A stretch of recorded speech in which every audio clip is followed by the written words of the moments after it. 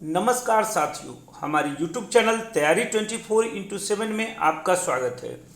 आज मैं इस वीडियो को लाइव लेके आ रहा था, परंतु टेक्निकल एरर के कारण इस वीडियो को मैं लाइव नहीं ला सका। तो सोचा कि इस आधुनिक भारत सीरीज का जो कड़ी 1 है, पार्ट 1 है, इसको मैं अपलोड ही कर देता हूँ। तो चलते हैं, हम आधुनिक भारत के इतिहास का पहला जो सीरीज है उसको शुरू करते हैं। और इसमें जो क्वेश्चन है आप देखिएगा कि बीपीएससी 71 से लेकर BPSC TRE, Bihar police, Bihar दरोगा के एग्जाम में इसमें से बहुत सारे क्वेश्चन आएंगे ही। तो चलते हैं आज के सेशन के पहले क्वेश्चन की ओर। हमारा आज का जो पहला क्वेश्चन है वो है निम्नलिखित में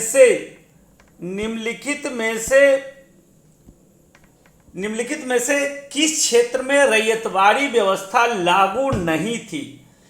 ऑप्शन ए है हमारा बंबई, ऑप्शन बी है असम, ऑप्शन सी है पंजाब और ऑप्शन डी है मद्रास। तो देखिए, भारत में जो रैयतवाड़ी व्यवस्था लागू की गई थी वो बंबई के क्षेत्र में भी थी, असम के क्षेत्र में भी रैयतवाड़ी व्यवस्था था, पंजाब के क्षेत्र में नहीं था और मद्रास के क्षेत्र में भी रैयतवाड़ी व्यवस्था था। तो इसका सही उत्तर क्या होगा? पंजाब के क्षेत्र में आपको ध्यान में होगा कि महलवाड़ी व्यवस्था चल रही थी और भारत के सबसे बड़े भूभाग यानी लगभग 51% ब्रिटिश इंडिया में रैयतवाड़ी व्यवस्था लागू थी, जिसमें बंबई, असम और मद्रास तीनों क्षेत्र में रैयतवाड़ी व्यवस्था थी और पंजाब के क्षेत्र में महलवाड़ी व्यवस्था थी। तो इसका सही उत्तर क्या हो जाएगा? पंजाब। उसके बाद चलते हैं अगले प्रश्न की ओर। हमारा अगला जो प्रश्न है वो है किस समाज सुधारक के प्रयास से विधवा पुनर्विवाह कानून लाया गया था। ऑप्शन ए है हमारा राजा राम मोहन राय, ऑप्शन बी है स्वामी दयानंद सरस्वती, ऑप्शन सी है स्वामी विवेकानंद और ऑप्शन डी है ईश्वर चंद्र विद्यासागर। तो देखिए, जो विधवा पुनर्विवाह कानून जो आया था ये 28 जुलाई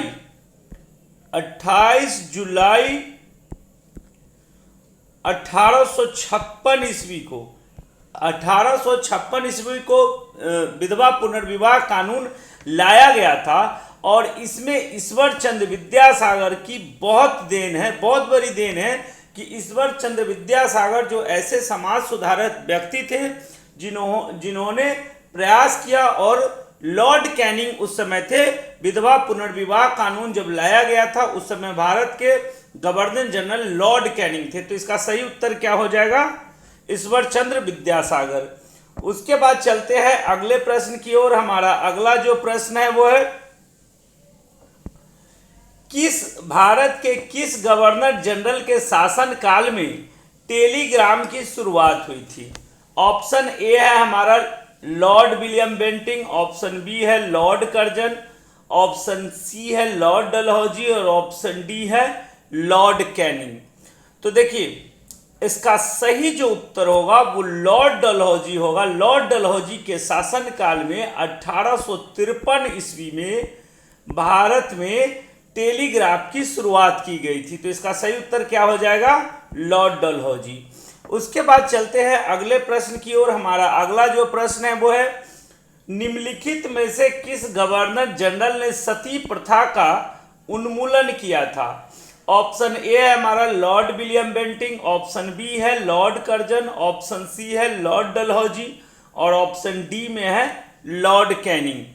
तो देखिए, भारत में समाज सुधारक जो राजा राम मोहन राय थे उनके सहयोग से सती प्रथा का उन्मूलन हुआ था और यह हुआ था 1829 ईस्वी में। 1829 ईस्वी में लॉर्ड विलियम बेंटिंक के शासनकाल में सती प्रथा का उन्मूलन किया गया था। उसके बाद चलते हैं अगले प्रश्न की ओर। हमारा अगला जो प्रश्न है वो है कूका आंदोलन की शुरुआत 1840 में भारत के किस राज्य में हुई थी।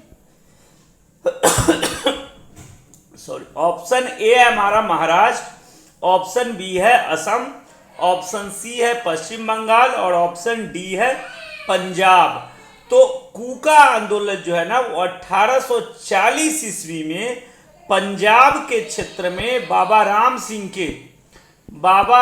सिंह के नेतृत्व में, ध्यान में रखना है, बाबा राम सिंह के नेतृत्व में पंजाब के क्षेत्र में कूका आंदोलन चलाया गया था। उसके बाद चलते हैं अगले प्रश्न की ओर। हमारा अगला जो प्रश्न है वो है, निम्नलिखित में से किस क्रांतिकारियों के ऊपर काकोरी षड्यंत्र कांड के तहत मुकदमा नहीं चलाया गया था? ऑप्शन ए है रोशनलाल, ऑप्शन बी है सूर्यसेन, ऑप्शन सी है अशफाक उल्ला खां और ऑप्शन डी है राजेंद्र लहरी। तो देखिए आपको ध्यान में होगा जो 1925 में काकोरी ट्रेन डकैती हुआ था उसमें सूर्यसेन का नाम नहीं था। सूर्यसेन जो है ना ये काकोरी ट्रेन डकैती में इन पर मुकदमा नहीं चलाया गया था, जबकि रोशनलाल, अशफाक उल्ला और राजेंद्र लहरी, इन तीनों पर, तीनों नहीं कुल मिलाकर 29 ऐसे लोग थे जिन पर काकोरी ट्रेन डकैती का जो षड्यंत्र था उस पर, उन पर मुकदमा चलाया गया था। तो इसका सही उत्तर क्या होगा? सूर्यसेन, क्योंकि पूछा गया था कि इनमें से कौन नहीं थे। उसके बाद चलते हैं अगले प्रश्न की ओर। हमारा अगला जो प्रश्न है, महात्मा गांधी ने हरिजन नामक एक साप्ताहिक पत्रिका की शुरुआत की थी जो किस भाषा में प्रकाशित होती थी? ऑप्शन ए है अंग्रेजी, ऑप्शन बी है गुजराती, ऑप्शन सी है हिंदी और ऑप्शन डी है सिंधी भाषा। तो देखिए हरिजन नामक जो पत्रिका एक साप्ताहिक पत्रिका थी जिसकी शुरुआत 1933 ईस्वी में महात्मा गांधी ने किया था। तो हरिजन जो पत्रिका था वो अंग्रेजी में प्रकाशित होता था। इसका सही उत्तर क्या होगा? अंग्रेजी। जबकि गुजराती भाषा में हरिजन बंधु होता था। हरिजन बंधु, ये ध्यान में रखिएगा, ठीक है। और हिंदी भाषा में जो होता था वो हरिजन सेवक होता था। हरिजन सेवक, इसको ध्यान में रखना है। ध्यान में ये रखना है कि हरिजन नामक जो साप्ताहिक पत्रिका थी वो अंग्रेजी भाषा में प्रकाशित होती थी, जबकि गुजराती भाषा में हरिजन बंधु और हिंदी भाषा में हरिजन सेवक प्रकाशित होती थी। उसके बाद चलते हैं अगले प्रश्न की ओर। हमारा अगला जो प्रश्न है वो है, आजाद हिंद फौज का विचार सबसे पहले किसके मन में आया था? ऑप्शन ए है चंद्रशेखर आजाद, ऑप्शन बी है सुभाष चंद्र बोस, ऑप्शन सी है रास बिहारी बोस और ऑप्शन डी है मोहन सिंह। तो देखिए मोहन सिंह जो थे ना ये एक कैप्टन थे, ब्रिटिश भारत सैनिक में ये कैप्टन थे और इन्हीं के दिमाग की उपज कहिए या सबसे पहले इनके विचार में आया था कि आजाद हिंद फौज की स्थापना किया जाए।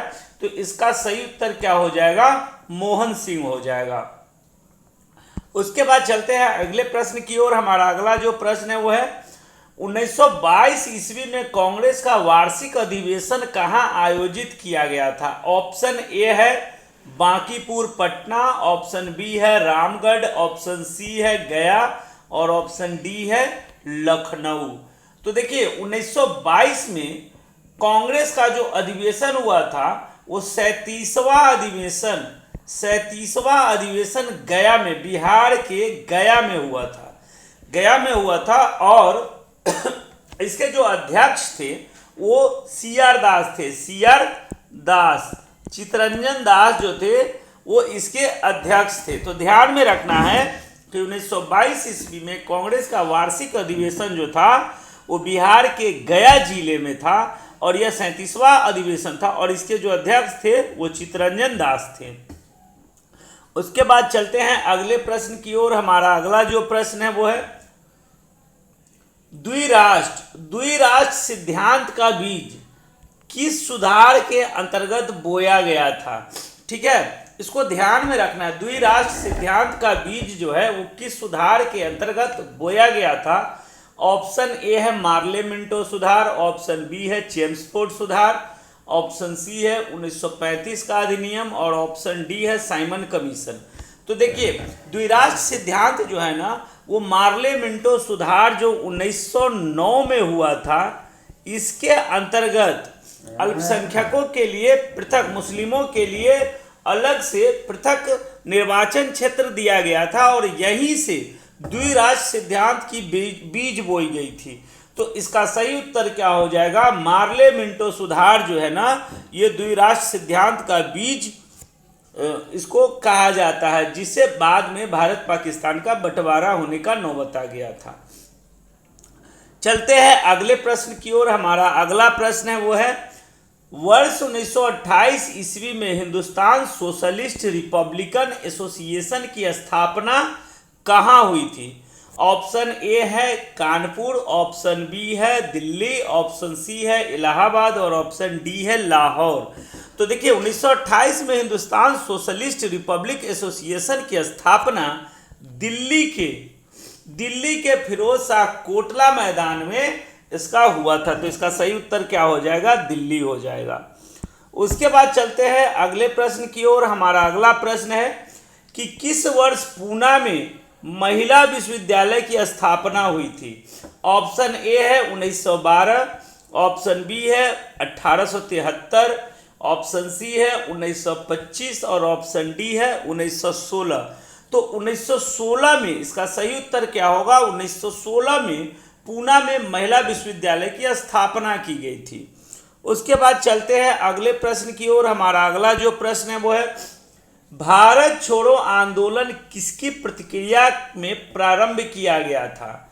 ऑप्शन ए है कैबिनेट मिशन योजना, ऑप्शन बी है क्रिप्स प्रस्ताव, ऑप्शन सी है Simon commission report, option D है बेबल योजना।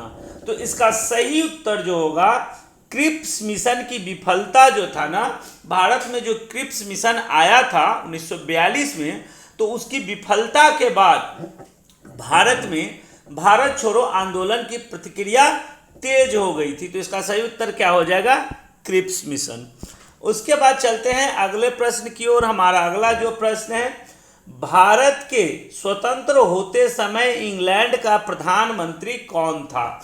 ऑप्शन ए है विंस्टन चर्चिल, ऑप्शन बी है हैरोल्ड मैकमिलन, ऑप्शन सी है क्लेमेंट एटली, ऑप्शन डी है लॉर्ड विलियम। तो इसका सही उत्तर क्या हो जाएगा? क्लेमेंट एटली। भारत जब आजाद हो रहा था उस समय ब्रिटेन के जो प्रधानमंत्री थे वो क्लेमेंट एटली थे। इसका सही उत्तर क्लेमेंट एटली होगा।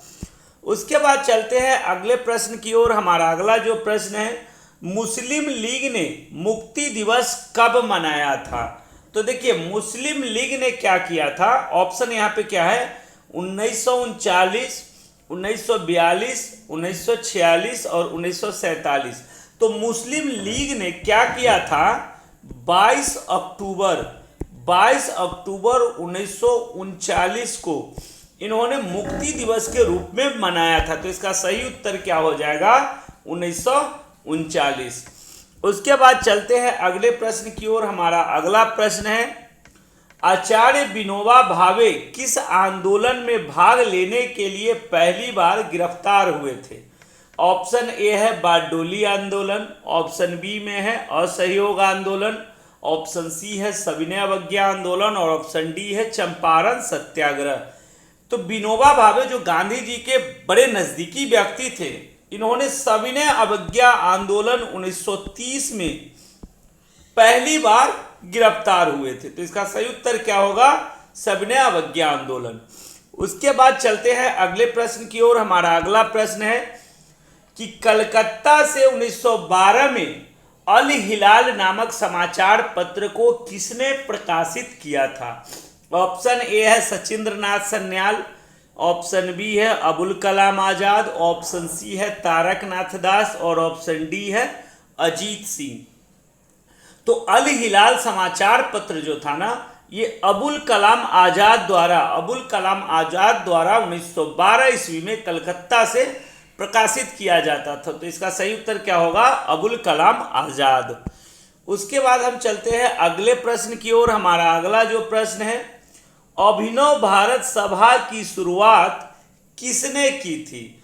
तो देखिए अभिनव भारत सभा की जो शुरुआत हुई थी, यह भी क्वेश्चन बहुत इंपॉर्टेंट है। ऑप्शन ए है सचिंद्र नाथ सन्याल, ऑप्शन बी है अबुल कलाम आजाद, ऑप्शन सी है विनायक दामोदर सावरकर और ऑप्शन डी है चापेकर बंधु। देखिए अभिनव भारत जो था ना, वो अभिनव भारत की शुरुआत 1904 ईस्वी में एक गुप्त सभा के रूप में होती थी, है ना, गुप्त सभा के रूप में होती थी। और इसकी जो शुरुआत किए थे वो बीडी सावरकर ने, विनायक दामोदर सावरकर ने इसकी शुरुआत किया था। उसके बाद चलते हैं अगले प्रश्न की ओर। हमारा अगला जो प्रश्न है वो है भारतीय राष्ट्रीय कांग्रेस का कौन सा अधिवेशन पहली बार गांव में आयोजित किया गया था। ऑप्शन ए है हरिपुरा अधिवेशन, ऑप्शन बी है फैजपुर अधिवेशन, ऑप्शन सी है त्रिपुरी अधिवेशन, ऑप्शन डी है काकीनाडा अधिवेशन। तो इसका जो सही उत्तर होगा वो फैजपुर अधिवेशन। भारतीय राष्ट्रीय कांग्रेस का जो 50वां अधिवेशन था, 50वां अधिवेशन, ये फैजपुर अधिवेशन एक गांव में आयोजित किया गया था। और यह फैजपुर जो है वो महाराष्ट्र के जलगांव जिला के अंतर्गत पड़ता है ना। ये कहाँ था, तो ये महाराष्ट्र के जलगांव जिला के अंतर्गत फैजपुर जो है, यहीं पे भारतीय राष्ट्रीय कांग्रेस का पहली बार गांव में 50वां अधिवेशन आयोजित किया गया था। उसके बाद चलते हैं अगले प्रश्न की ओर। हमारा अगला प्रश्न है स्वराज शब्द का पहली बार किस अधिवेशन में प्रयोग किया गया था। ऑप्शन ए है कलकत्ता अधिवेशन 1906, ऑप्शन बी में फैजपुर अधिवेशन 1937, लाहौर अधिवेशन 1929 और डी में है कराची अधिवेशन 1931। तो देखिए स्वराज शब्द का पहली बार जो है ना वो कलकत्ता अधिवेशन 1906 में इसका प्रयोग किया गया था स्वराज शब्द का। और उस समय कलकत्ता अधिवेशन के जो अध्यक्ष थे वो दादा भाई नौरोजी थे। तो इसका सही उत्तर क्या होगा, स्वराज शब्द का पहली बार प्रयोग कलकत्ता अधिवेशन 1906 में किया गया था। उसके बाद चलते हैं अगले प्रश्न की ओर। हमारा अगला प्रश्न है देव समाज की स्थापना किसने की थी। ऑप्शन ए है रघुनाथ राव, ऑप्शन बी है एमजी रानाडे, ऑप्शन सी है शिव नारायण अग्निहोत्री और ऑप्शन डी है मदन मोहन मालवीय। तो देखिए देव समाज की स्थापना 1887 ईस्वी में, 1887 ईस्वी में शिव नारायण अग्निहोत्री द्वारा लाहौर में किया गया था। इसको ध्यान में रखिएगा, बहुत इंपॉर्टेंट क्वेश्चन है। देव समाज की स्थापना 1887 ईस्वी में शिव नारायण अग्निहोत्री द्वारा लाहौर में किया गया था। उसके बाद हम चलते हैं अगले प्रश्न की ओर। हमारा अगला जो प्रश्न है वो है भारत में दास प्रथा का अंत। भारत में अगला क्वेश्चन कहाँ गया मेरा, अगला क्वेश्चन, हाँ, भारत में दास प्रथा का अंत किसने किया था। ऑप्शन ए है लॉर्ड मेटकॉफ, ऑप्शन बी में है Lord William Bentinck, option C में है लॉर्ड एलनबरो और ऑप्शन डी में है लॉर्ड रिपन। तो देखिए भारत में दास प्रथा का जो अंत हुआ था वो 1843 ईस्वी में, 1843 ईस्वी में लॉर्ड एलनबरो के द्वारा भारत में दास प्रथा का समापन किया गया था।